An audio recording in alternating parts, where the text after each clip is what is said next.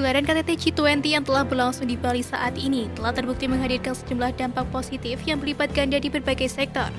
Tak hanya ekonomi, bidang lain seperti kelestarian budaya, wisata, lingkungan, bahkan hingga teknologi dan komunikasi juga mengalami hal serupa. Dalam membahas spesifik mengenai teknologi, sebelum ini telah diberitakan jika ada sejumlah perangkat dan sistem canggih yang disiapkan untuk mendukung jalannya gelaran KTT. Salah satunya yaitu teknologi pengamanan berupa face recognition untuk mengenali para delegasi dan tamu, termasuk pemimpin dari negara anggota G20 itu sendiri. Namun tak kalah penting, lalu bagaimana dari segi komunikasinya? Mengutip dari laman Instagram @kemenkominfo, Menteri Johnny G. Plate mengatakan Kemenkominfo mengerahkan untuk memastikan layanan telekomunikasi yang mumpuni pada pelaksanaan KTT G20. Kemenkominfo mendukung infrastruktur telekomunikasi melalui peningkatan kecepatan internet seluler 4G. Fasilitasi perluasan jaringan 5G, penataan kabel udara, serta penyiapan jaringan backup. Disinggahi oleh ribuan tamu dari berbagai negara maju, yang mana pada dasarnya sudah memiliki akses mumpuni dalam hal konektivitas dan jaringan komunikasi, tentu membuat Indonesia harus mempersiapkan fasilitas serupa.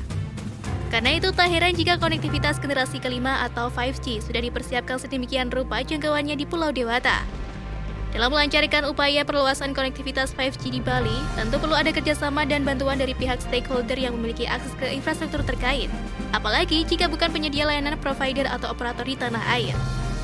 Telkomsel misalnya, untuk melancarkan gelaran KTT G20 tahun ini, mereka diketahui telah menambahkan sebanyak 24 Base Transceiver Station atau BTS jaringan 5G pada Agustus 2022, demi memperlancar komunikasi para delegasi yang datang. Selain itu, perusahaan plat merah tersebut juga telah menambah sebanyak 46 BTS 4G LTE dan mengoperasikan 5 Compact Mobile atau Combat BTS, guna mengantisipasi potensi lonjakan lalu lintas komunikasi di sejumlah area konferensi. Dan bukan hanya Telkomsel, upaya yang sama juga dilakukan oleh perusahaan provider lainnya, yakni XL Axiata, yang mengoperasikan layanan 5G di 17 titik di Bali untuk mendukung penyelenggaraan KTT G20. Alasan utama mengapa konektivitas 5G ini penting, karena tentu saja dalam hal kelancaran komunikasi di era saat ini mengandalkan sistem transmisi data.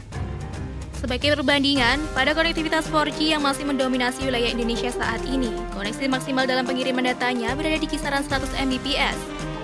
Berbeda dengan 5G yang setidaknya secara maksimal memiliki kecepatan koneksi di kisaran 10 Gbps. Sementara jika melihat potensi yang dimiliki dari segi ekonomi, berdasarkan sebuah riset yang dilakukan Institut Teknologi Bandung atau ITB, dikatakan bahwa perkembangan jaringan 5G di Indonesia berpotensi memberikan kontribusi lebih dari Rp2.800 triliun atau setara dengan 9,5% dari total PDB pada tahun 2030.